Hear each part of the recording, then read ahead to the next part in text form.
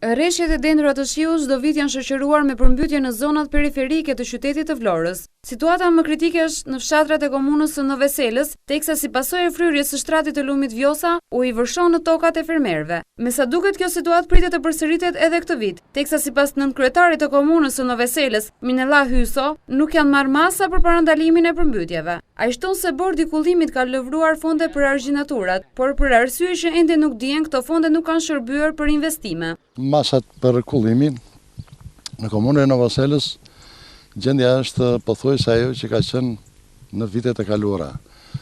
Problemi kryesor është mirëmbajtja ose thellimi i kanaleve kullues, pasi mungesa e tyre, ti pastrimi ka bërë që shumë parcella të mbyten nga shirat që presim të vinë tani me vjeshtën dhe dimrin. Njëkohësisht me masat mbrojtëse për përmbytjen nga ana e lumit Vjosës, shpesh herë është bërë problemi dhe është ngritur disa herë, edhe pranë ministrisë, edhe drejtorisë bordit kullimit të Vlorës, deri më tani nuk është marrë asnjë mas. Dëmet e shkaktuara nga përmbytjet në vitet paraardhëse kanë qenë të konsiderueshme.